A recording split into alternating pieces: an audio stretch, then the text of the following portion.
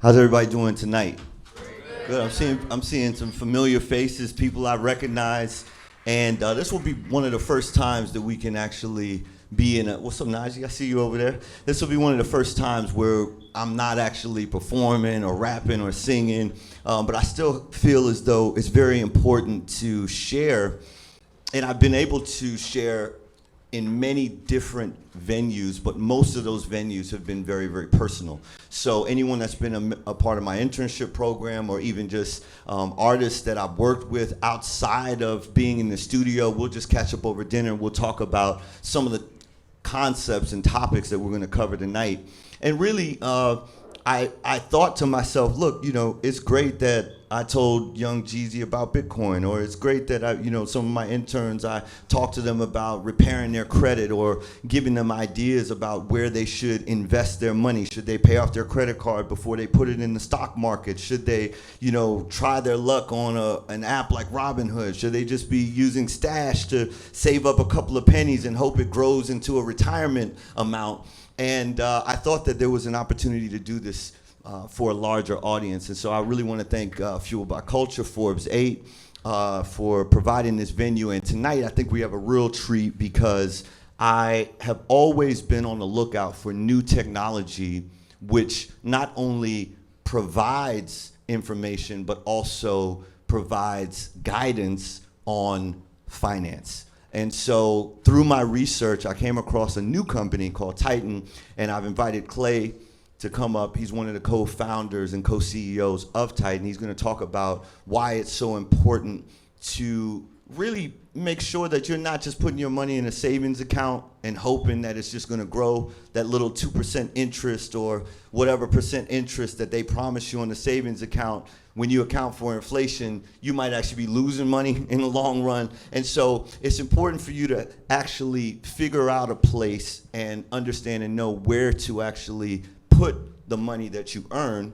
And it's also not about how much you make. I had a conversation and I said, well, how should we find out how much people actually have to invest? And one of my interns was like, he was like, well, we should just ask how much everybody makes. And then you'll know how much, how rich everybody is. And the bottom line is that most people are living above their means. When they make more money, they spend more money. When they get a raise, they figure out how they can get a nicer car or upgrade their apartment or buy nicer clothes or go on more trips. And so it's also more about how much you save, because when you're saving, that money can work for you. And at a point in your life, you will need that money to work for you when you are physically unable to work and you still want to be able to live the way that you've lived for the life that you had until you retired. And so we're going to touch on all that tonight, and I'd like to invite Clay to come out, and we're just going to have a candid conversation. Give a round of applause to Clay. Thanks for making it. Great. Testing. Good. Great. So, Clay, thanks for being here. I think it'd be great to just give everybody a little bit of your background and also sort of your thesis on investing and why you felt like there was a need for you to create a different kind of vehicle for folks to invest. Yeah, absolutely. So thank you guys for having me. My name's Clay. I grew up in Chicago. I went to Wharton undergrad for business school.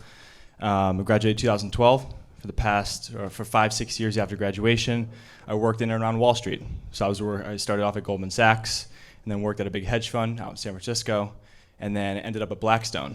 I was one of 3 people at Blackstone. I was personally. What's Blackstone for folks? So Blackstone is one of the, I think it's a multi-$100 billion private equity firm. It's one of the world's largest private equity firms.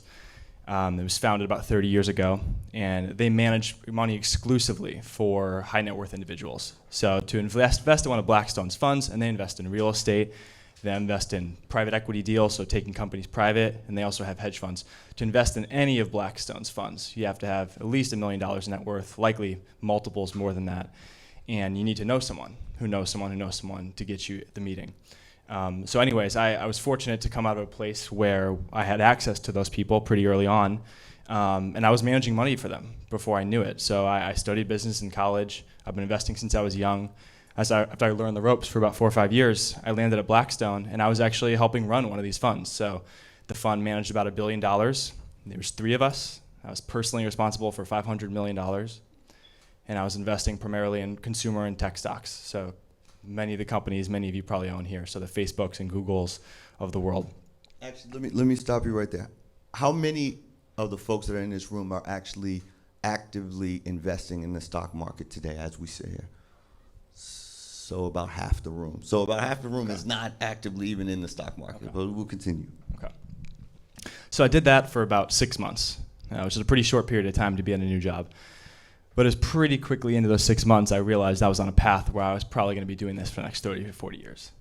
And, I come from a pretty humble background. I was fortunate to start investing early, but many of the friends that I had reconnected with when I was 25, 26 years old at the time, they were like, it seems like half of the folks in this audience, which is they didn't invest.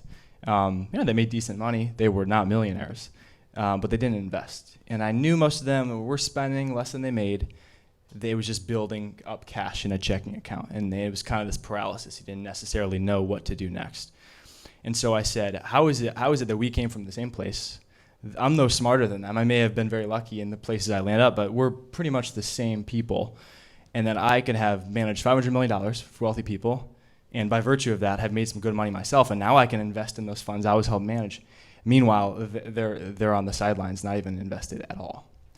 And so that was a moment where I looked at myself and I said, look, 30, 40 years from now, I don't want to be known as the guy who helped make the rich get richer and himself rich in the process.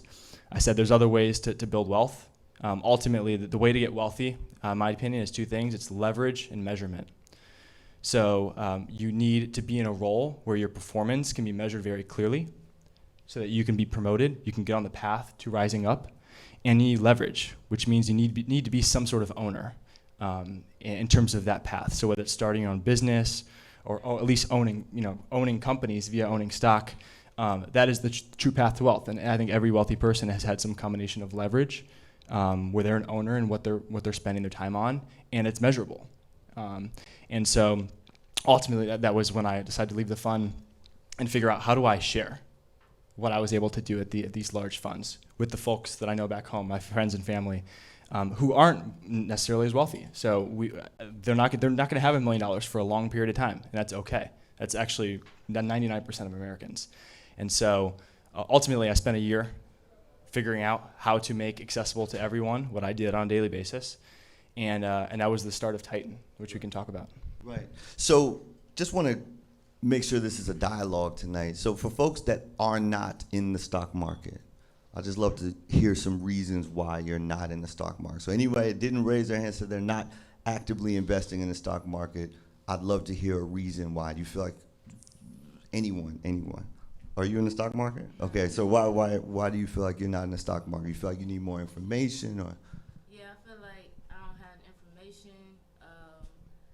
The whole literacy thing. It's a lot of steps that I feel like I just haven't been introduced to. And like you were saying earlier, my only knowledge of building wealth is saving. Right. I know that investing is profitable, but I don't know like where to begin. I don't know like how to be ahead of the curve. Right. You know what I'm saying? Things like that. I just don't have the information. For sure, and you're really not alone. So I went to Harvard, he went to Wharton, and we were just talking backstage that they don't teach anything about what we're going to talk about today. They just don't teach it in school. So if your father or your mother or someone that's close to your family or a mentor or somebody didn't sit you down and say, hey, look, this is what you should do. You should, figure out some formula of how much you save or how much of your savings you'll be investing. You'll literally just be holding on and saying, okay, I'm gonna put something away. And what I was discussing before is just the fact that there is inflation that happens, which means that the value of your dollar is going down every year, right? And so in order to, like Clay was talking about, in order to actually make sure that you're on the pathway to wealth, you need to be in the ownership game. And I think a lot of especially folks in this room are probably creatives. If you're a creative, you have your own business, raise your hand. You're a freelancer, you're going to build your own enterprise. That's amazing. And so that's the first step of ownership. And then the next part of ownership is actually having some ownership of some of your favorite companies. So whether that's Nike, whether that's Facebook, Netflix, Amazon, companies that you use every day that you believe are actually very valuable, you can actually have some ownership in those companies. And that's really what investing in stock is really all about. And Clay, why don't we talk about that just for a little bit? What does it actually mean to own a share of Google or own a share of Apple, and for someone that's never invested in any of those companies before? Yeah, so it's very simple. When anyone, whether you're creative in this room or you have any kind of enterprise, you need money to operate, right? You need money to pay your people, to get an office. You have some sort of business, maybe you get paid for your work, you pay those costs and you're left with some kind of profit. Ultimately, you got to start somewhere. And so if you're not born rich, or maybe not necessarily as scrappy, you form a company, right? And that company issues shares. So you say, okay, if I form a company, how can I get money into this company? Well, you need to give a share of that company. You dice it up into a bunch of different pieces, and you give shares of that pie to investors. So when a company goes public at IPOs, like Uber or Lyft did a few months ago, it becomes a public company that you can buy shares in. So it does not feel like it if you're not a billionaire, but you are literal owner of any stock when you own a share, or even a fraction of a share. And so when your investors at Titan, for example, and I can talk about the platform, one share of Amazon, for example, costs $2,000 today. Wait, let's stop right there. Let's stop right there. If you needed to buy one share of Amazon right now, how many of you guys really feel like, okay, I know, especially as a creative, I came to New York City, I was 2003, living in a one-bedroom apartment in Harlem. They overcharged me for that apartment. You know what I'm saying? I didn't like cooking, so I was ordering in every night on Seamless or whatever it was, right? Going to the deli where the bottle of water is like $4, but if you went to Stop and Shop, it's only $1.29, right? You're paying all the premiums for New York City. How many of you guys feel like you have $2,000 to potentially lose a percentage of it to buy one share of Amazon, right?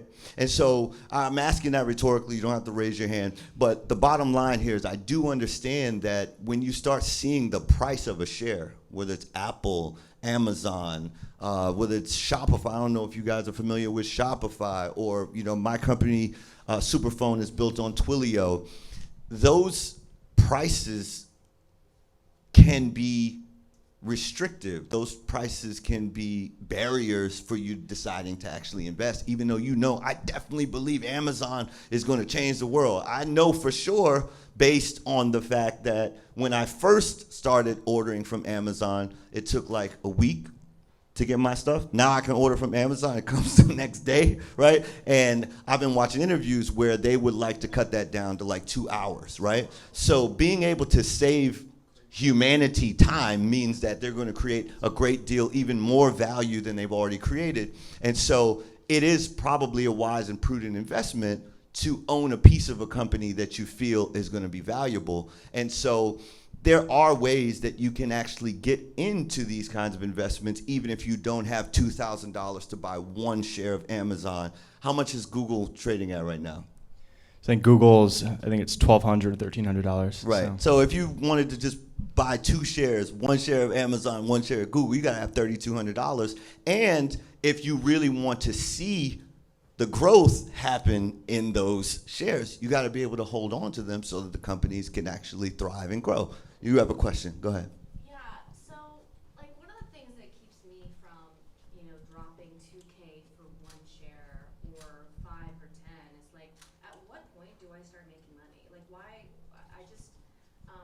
It's hard to see the value when such small sums are being invested in something that's very big. Mm-hmm. And so that's, what keeps me from investing. So I'm just like, why should I drop 5K when that gives me $1,000 in a year? Like, screw that. I'd rather take that money and find some other way to make it profitable. For sure. So I guess, like, at what point do you recommend people, like, is 30K gonna get me the yield that I want? Like, what is there an average yield that people expect? Like, where's the guarantee, I guess? Yeah, it's one of those, I figure there's a Jeff Bezos quote, CEO of Amazon, who said something like, I think it was maybe even Buffett, who said something like, I've never been pitched by someone with a get rich slow scheme, right? But ironically, that's the only way Buffett got rich.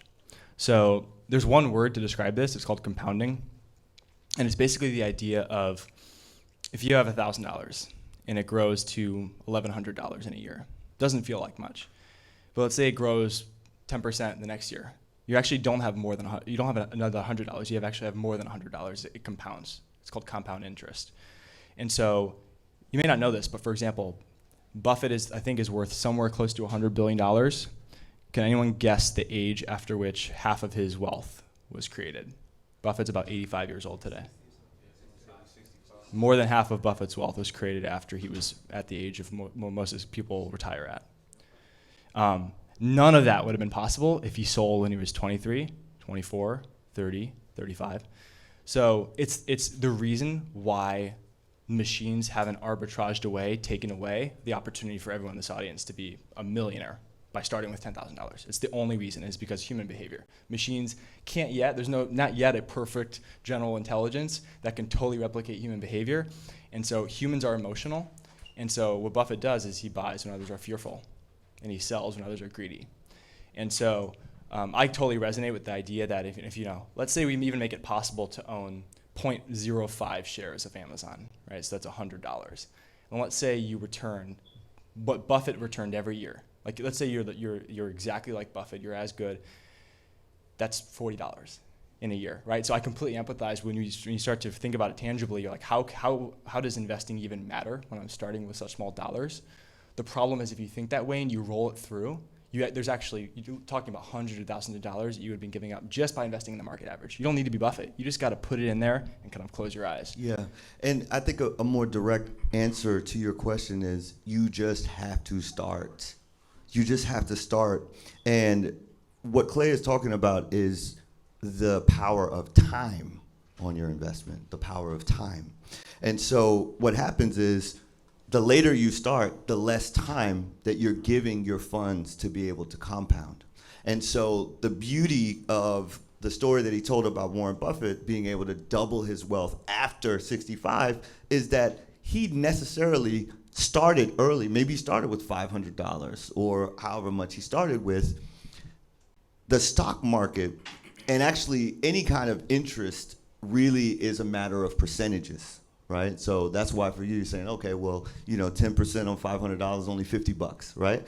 And if you're actually an entrepreneur, I totally understand where you're coming from, because you're like, look, if I spend $500 making T-shirts, right, and I sell those T-shirts, right, I can make double or triple. And so it's really about diversifying the way that you invest, right? I think like the kind of let's say like, okay, great, I agree with everything you're saying, like we're on the same page there. Mm-hmm. The next step is bandwidth.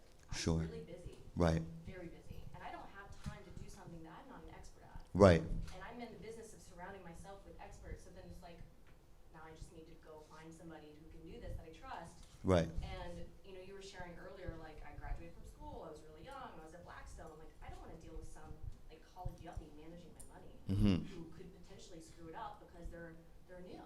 Right. You know, Right. So, and that's not something for you guys to answer, I guess, but it is like something that slows me down is I don't have time Right. to find somebody who I trust to manage my $30,000 investment that's gonna pay for my house when I'm 60.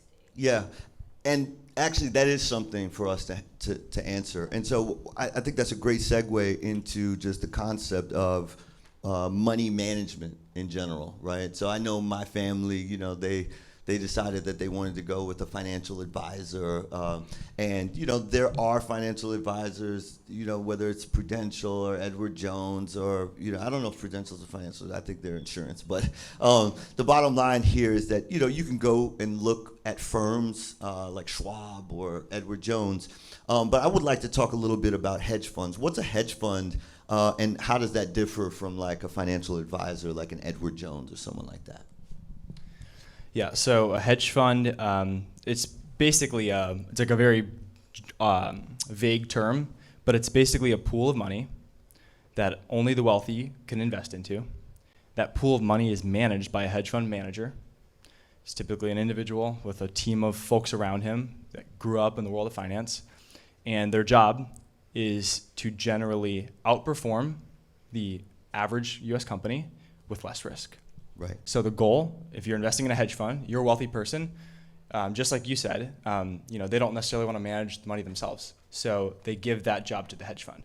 Now, the reason they're going to the hedge fund instead of what Buffett says most folks should do, which is just put in a Vanguard index fund, is because they aim to outperform the Vanguard index fund, or they aim to perform as good with less risk. And let's talk a little bit about what is the Vanguard index fund for people that are unfamiliar. Yeah, so the S&P 500, some of you have probably heard of that. It's basically an ETF, or it's an index of the 500 largest U.S. companies. So if you wanted to just get invested, and you didn't care how, you'd say, well, a probably good way to do so is just to invest in a basket of the average top 500 U.S. companies. So if you invest in an index fund that tracks the S&P 500, your return should be basically the S&P 500's return. So if you invested in an index fund 50 years ago, you probably would have made somewhere around 9-10% a year if you held and reinvested dividends and you did nothing. Right.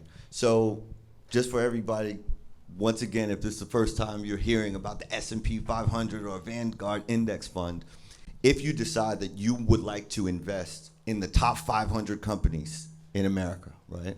The S&P 500 is an index, or basically of those companies.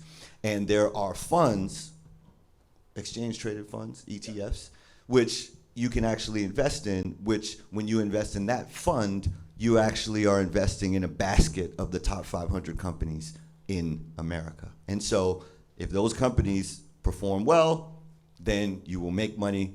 When those companies as a whole or as a group are performing less than well, then you'll draw down, for example, right? And drawing down means that you may actually see your balance go down. Doesn't mean you're losing money.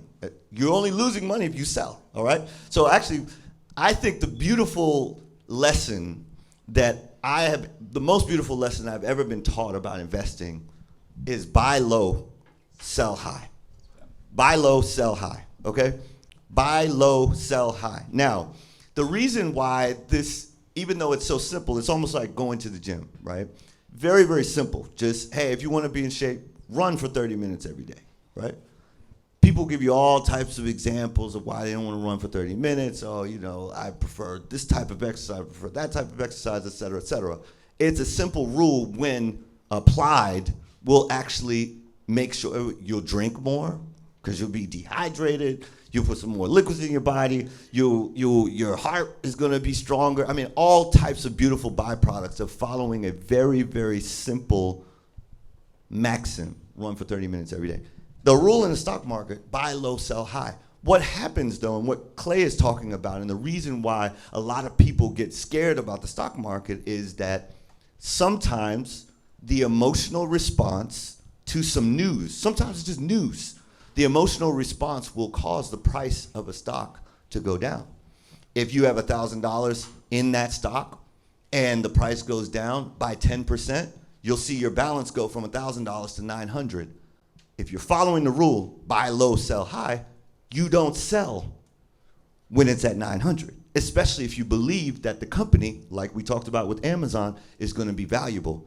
Don't sell low, because that means that when the stock actually goes back up, you're missing out on that ability to actually earn when the stock goes back up. So buy low, sell high.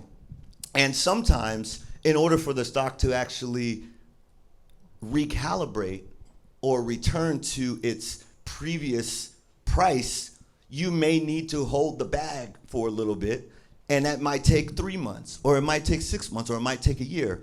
And that's why it's important when you make that investment at the very beginning, you're understanding that you're making an investment in basically a basket of investments that will eventually be able to work harder than you can and be able to earn more than you can if you go to a 9-to-5. And in order to do that, you have to start early because, as Clay mentioned, the real magic, it's not really magic, but the real magic in the stock market is this idea of compounding, right? And so compounding is only magical when you give it time to compound. So you should start today and follow that rule. Buy low, sell high. Let's talk a little bit about Amazon stock, right? Amazon stock has probably performed 1,500%, maybe more. Let's talk a little bit about it. And let's talk about some of the drawdowns that investors would have had to stomach to actually enjoy the returns that they actually can enjoy or have enjoyed in holding the stock, right? Yeah. Yeah, so Amazon stock is about $2,000 per share today. The company, I think, went public in the late 90s, so it's been public for about 20 years. And I'm forgetting the exact number. If you go to TitanVest on Instagram, we actually have a chart that shows exactly this. I think there's maybe 5 to 10, maybe even more times during that history where you would have lost 90% of your money. 90%. Okay, so I just want to let's just put this in perspective. Okay, you put $1,000 into Amazon. All right, you will log into your account one day, and that $1,000 will be worth $100. Okay, now what happens with most people is like, oh man, I'm losing money. I'm getting out, right? But if you get out, you're actually getting out with a $900 loss on your $1,000, right? And so you said 5 times. At least, yeah. At least over the course of Amazon. This is Amazon, by the way. Over the course of Amazon's history, the stock lost 90% of its value. The beauty of Amazon, besides Jeff Bezos himself, right, who's obviously a visionary and a genius, is the fact that this is a company that's dedicated. First of all, it's extremely well informed by all the data. Anyone in here that has an Amazon account, Amazon knows your name, your number, your address. They know when they recommend something, if you buy it, what type of music you like, what type of videos you like, what type of shipping you like. Are you willing to pay premium so you can get your stuff faster? That data set in and of itself is ridiculously valuable, in addition to the fact that it's actually creating entrepreneurs, people who are just doing drop shipping, people who are selling books, people who are just reselling on Amazon, right? So the beauty there is, and this is, I think, one of the concepts that Buffett talks about very often, is you have to have the stomach, and you've got to have the heart, and you've got to have the, how should I say, the ability to weather out the storm of emotional responses to headlines and hiccups in a business, and really look at whether or not the business is going to be valuable in the future. What's the return on Amazon? If somebody invested in Amazon when it first IPO'd, what's the return on $100, shall we say? Well, I don't know the percentage return. I know when they IPO'd, I think they got to something like a little over $100 a share. And then in the dot-com bust, I think it fell to $4 or $6 a share. Yeah. And today it's $2,000, so. Right. For 350 times your money? Yeah. 350 times your money, right? So that also speaks to your question, right? So 350 times $1 is $350, and then just keep adding zeros. 350 times $10, 350 times 100 or 1,000. 350 times $1,000 would be $350,000, right? And that's one stock. Now, I think what we're talking about with a hedge fund is the fact that for folks that want to have a little bit more, I would say, be a little bit more aggressive, if you will, with their investment, right? You have a little bit more risk tolerance because you really want to outperform the S&P 500. You bring folks like Clay or the folks at Blackstone to be your partners in investing. So you just say, look, I'm gonna work my 9 to 5. I'm gonna make my, $1,000 or $1,200 or $3,000 a month. I'm gonna take 50% of that or 80% of whatever I can. I'm gonna stay at home for my first 20 years of life. I know people still live at home. They 35, right? But hopefully the reason they're doing that is because they're putting money away so that when they are 45 or 65 and it's time to take care of mom and dad, they actually have been putting that money away and saving and either investing in an ETF like the S&P 500, or if you have enough money up until Titan was formed, you could put your money in a hedge fund. And what Clay is talking about and what he discussed with Blackstone is the fact that 9 times out of 10, folks need to have some sort of minimum to even be considered for management in a hedge fund. And so I think what's important here, and the reason why we're even doing this event tonight, is because I believe that anyone who has the inclination, anyone who has the inspiration, anyone who's in this room saying like, look, I'm here because I want to learn. I feel like I might be missing out. And I also feel like I may be denied access to information, or may be denied access to expertise because I'm below the threshold of what I need to invest to be in a Blackstone or a big hedge fund.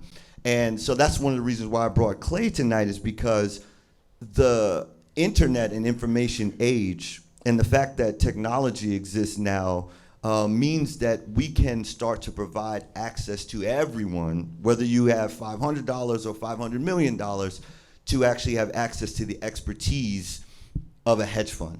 And so I think this is a great segue to talk a little bit about Titan in and of itself. Sure.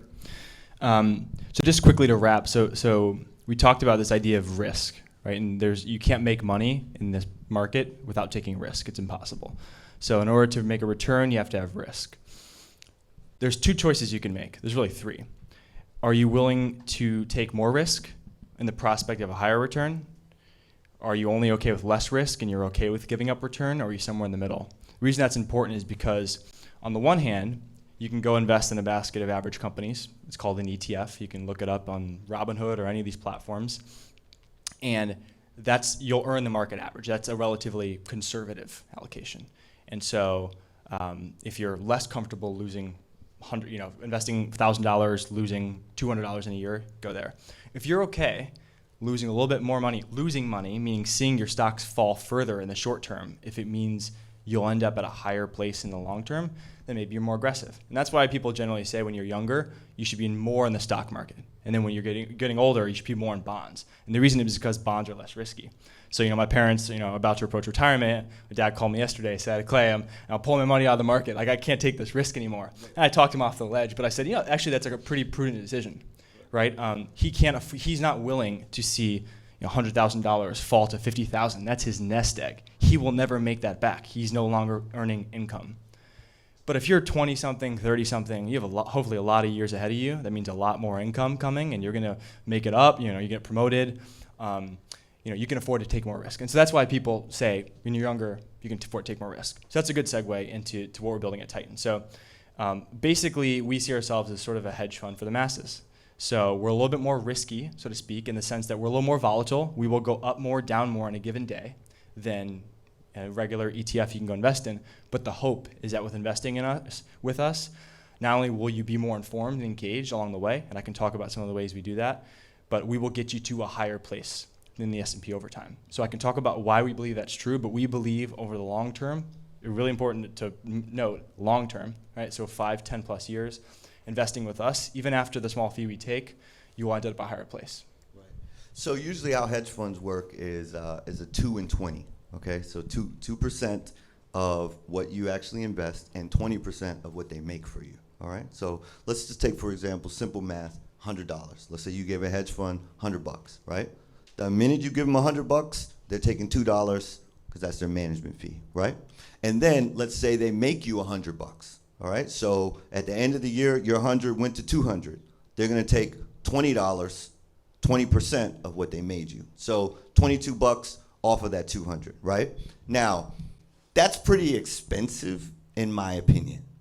And so that's the reason why when I decided to go and get into the stock market, I decided, okay, first of all, I'm fortunate enough that I had mentors and advisors, people who were at Harvard Business School. I literally just went and asked them for help, right? I said, look, what are your thoughts about this? I like the music industry. I'm going to invest in the music industry. And luckily somebody said, look, the music industry is going to go down before it goes back up. So if you're smart, you need to learn about what shorting a stock actually is. And that's what I did with some of your favorite music companies that are publicly traded. And that was simply because I had the humility to ask for help. You should be able to have the humility to ask for help. That's number one.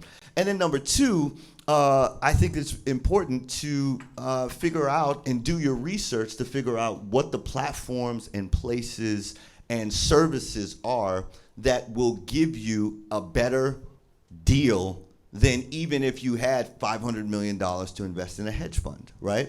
And so one of the attractive elements that I discovered when I started to do my research on Titan is the fact that Titan is basically mirrors the top hedge funds in the world, right? And how are you guys able to mirror the top hedge funds in the world? Right. So I spent about 4 years doing this at hedge funds. When I say doing this, I mean every day you come in at 8 o'clock in the morning, you read the overnight news, you spend hours pouring through what are called 10K filings, 10Q filings, basically financial reports, and you'll spend days, weeks, potentially months doing that to find one stock. And your goal is to find the next Amazon. That's the goal. And you hope that it performs like Amazon so that the fund does well, all of the investors called limited partners in it do well. So that's the goal. What I realized after 4 years was a lot of the work I was doing on a day-to-day basis was actually, my friends and family could actually see it. I didn't even need to tell them. It was legally required for me to tell the government what I was doing. Right. And there are these things called 13F filings. So I didn't have to do it every day, every month, but every quarter you have to report what exactly we owned at the hedge fund. Right. And so that was kind of our eureka moment. So that's the first product that we launched at Titan. We literally just built software to scrape these filings that come out every quarter. And then of all those filings, we say, what are the funds that will most resemble a Buffett-esque fund? These are high-quality companies that you believe will be the next Amazon. These are not companies you're looking to flip the next day. And so by building software to do all that, I realized we could replicate how hedge funds are investing these billionaires. But it's software. Once we build the software, there's no cost to serve you or you or you. Any of you could join. It costs us nothing, which means we can charge way less fees and still pay the bills. Right. So Titan right now, you can have your money managed by Titan. Yes. In a portfolio of 20, basically blue chip companies. Yes. Right. Yes. So for 1%. That's right. We're in the App Store. We're in the Google Play Store. So search Titan Invest. It takes 2 minutes to sign up. You can start with as little as $500. You just link a bank, checking or savings account, and we charge you 1% a year. Right. So it's 0.08% a month, and we don't charge any performance fee. Right. And the reason we can do that is because we're trying to build a multi-billion-dollar company that hopefully has multiple financial products that serve people. If we achieve that vision, us, our employees, all of our stakeholders will do well, right? Like I don't need $100 million to be happy. Right. And so that is the goal for a lot of hedge fund managers. That's why they're not willing to give up that performance fee. And they can't let any of you in if they give that up. It's a legal requirement. They cannot serve unaccredited people if they give up if they keep the performance fee. Let's talk about you just said unaccredited. So what's an accredited investor versus an unaccredited investor? So an accredited investor is someone who, I believe I'm getting this right, has made $200,000 of annual income for the last 2 years, or has $1 million in liquid assets. Right. So only 3% of Americans are accredited investors. Right. So that's most of us are not cannot legally invest in hedge funds. You can't invest in your friend's startup. You can't invest in private equity funds. I think you may be able to invest in, like, let's say, some private property, but that's about it. Right. And so 97% of Americans can never invest in any of the things that these billionaires are investing in. Right. Right. And so I think that's what's important about tonight. First, the information. You guys need to have the information, right? And hopefully, and we're going to open it up for some more questions. I see you have a question over there. We'll definitely get to it. First of all, it's about knowledge is power. You know, I think it was G.I. Joe. I used to watch G.I. Joe and say, now you know, and knowing is half the battle, right? So first of all, it's about acquiring the information. The next step is, what are you actually going to do with the information that you have? And I think that tonight, what's important for me is that you guys can walk away with some actionable steps. And so one of the I would say one of the most fun parts of this year was doing a simple comparison with my mother. All right, and I said, "Hey, Mom, you know, are you invested in the stock market?" And she said, "Well, you know, besides the little things you tell me, you know, I don't look at that stuff." You know, she says, and but she has a savings account, and I said, "Okay, you have an interest rate on that savings account. So how much did you make last month?" You know, and she said, "Well, let me take a look. 13 cents." I said, "Oh, really? Okay." So I said, "Look, here's what I'd like for you to do. All right, trust me on this. Take $500 or $5,000, whatever you want to do, and let's put it in this managed portfolio of companies, right? And yeah, there might be some months where you make less than the 13 cents than you made in the bank, but 9 times out of 10, because of the performance of these companies, you will make sometimes 10 times or 20 times or even 100 times the 13 cents that you made last month in the bank. And so this, for my mother, was I think as humans, we're very comparative. We like to compare, right? Everything's relative. So I want you to think about, okay, do you even have a savings account? If you have a savings account, how much money do you have in there? First of all, how many of you guys check your bank account every day? How many check your bank account every day? That's great to see. I actually had a conversation with a friend of mine. He said, I don't check my bank account because I don't like seeing what's in there, right? I don't want to know what's going on in there. I'm like, listen, man, you got to check your bank account, all right? And what's beautiful is that it's actually scientifically and historically proven that when you check your account every day, you, just because you're a rational human being, you're going to be inspired to save more. You say, I don't like seeing my balance going down, right? And so the beauty, I think, in this conversation is the fact that I think you guys reduce your minimums to $500, yeah, right? $500. So for as little as $500, if you have ever thought about owning Apple, Facebook, Netflix, Amazon, Constellation Brands, Boeing, which flies everybody everywhere, and you'd like to be in a portfolio that's not 500 stocks, but 20 hand-picked stocks, which is what all the hedge funds are investing billionaires in, you could start with $500. And the beauty of starting with $500 today is, A, you can start to see your growth. Hopefully it inspires you to take a little bit more of your check and put a little bit more away every month for yourself, for your family, generationally. And also, starting early allows you to take advantage of the greatest partner that you will ever have in building wealth, which is time, which allows your money to compound, right? So I think that that's an actionable step that you could take away for everyone that's in this room. I think there's a link. It's Forbes8. Forbes8.titanvest, TITANVEST. Right.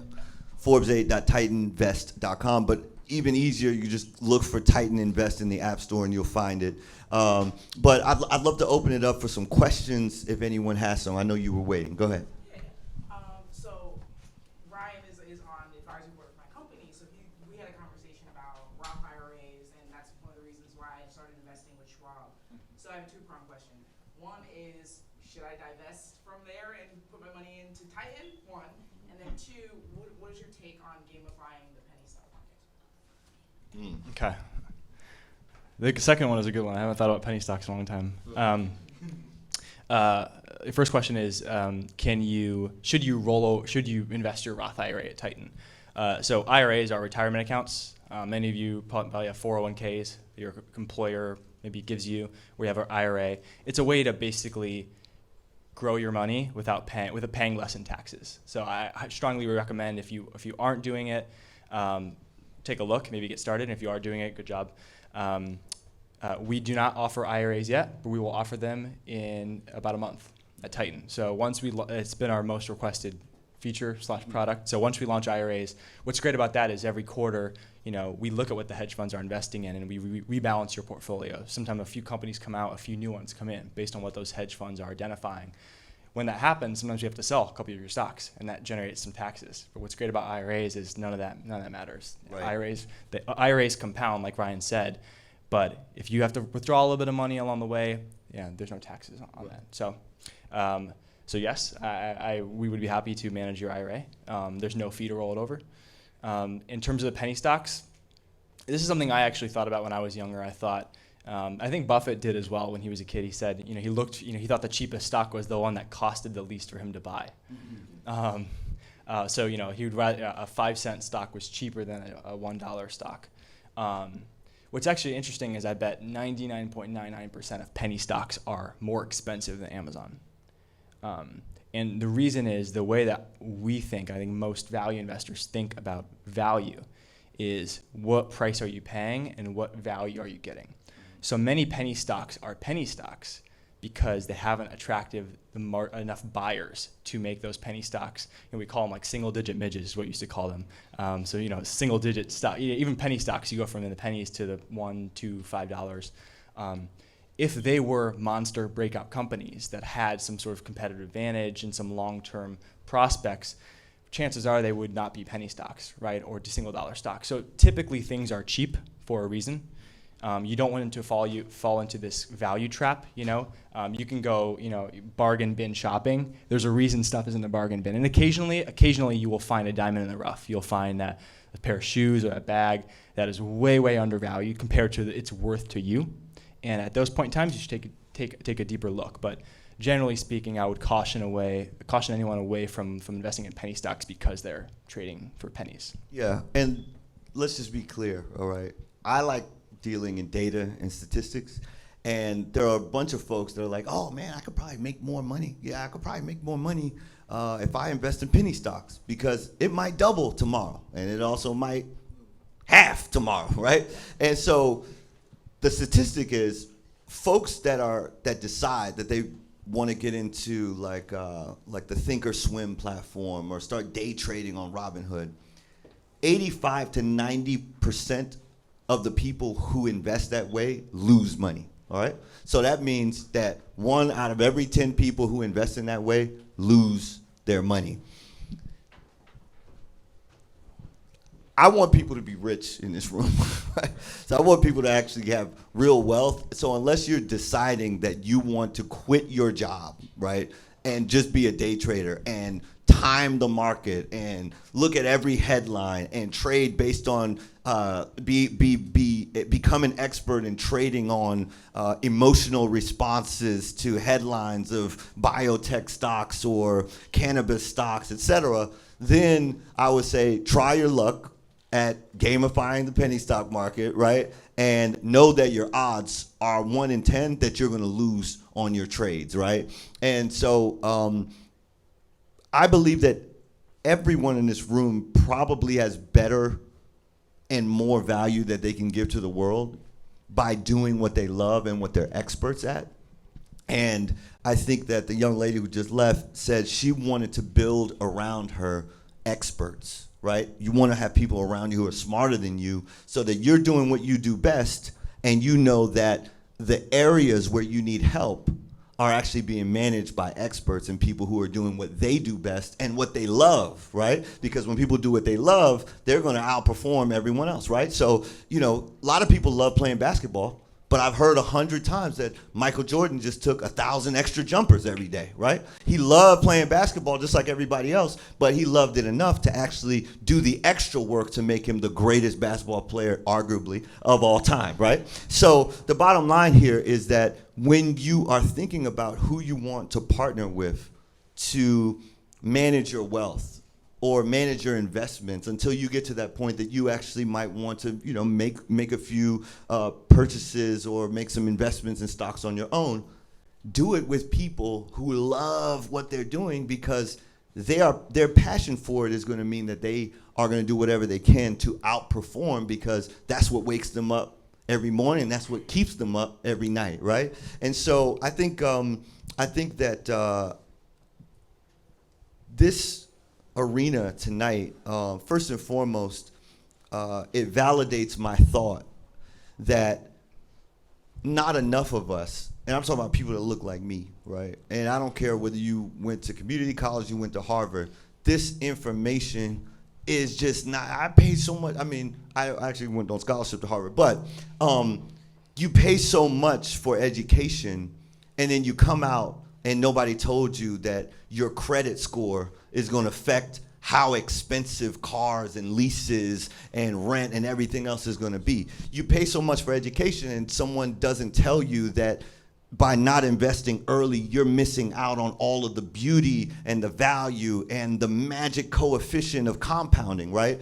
And so that's the reason why I wanted to put this together tonight. And I didn't want to just say like, hey, you guys are missing out. Hey, you guys are all doing it wrong. I wanted to make sure that I started to bring to the table people, platforms, and ideas that you can implement starting today. starting today, right? And even if you don't have the $500 today to get started with Titan, you need to just start saving. You need to look in your bank account every day and say, okay, where is the money going? I got to cut down on that McDonald's. I got to cut down on, I know it's a $1 menu, but maybe I was cut down on the Starbucks or whatever it is, right? Just so that you can actually build up to that first amount that allows you to put your assets somewhere that someone who's an expert and who's passionate about wealth creation can be your partner in this journey in creating wealth. And so I think that's our time. That's our time for tonight. Obviously, all of you who are in this room probably got into this room because you have my number directly. If you have any other questions directly, textryan.com is my URL. Just drop your number in there. I'll text you right back. Once again, Clay's company, which I'm a strong endorser of, is called Titan. You can find it in the Apple Store, Titan Invest. If you search that, you'll find it there. And listen, I'm so happy that all of you came out to just take that first step to deciding that today you want to start changing the trajectory of wealth, not only in your own life, but in your family's life and for generations to come. Love y'all, and we're going to do this again, right, Marcus? Absolutely. For sure. Thank y'all. Thank you.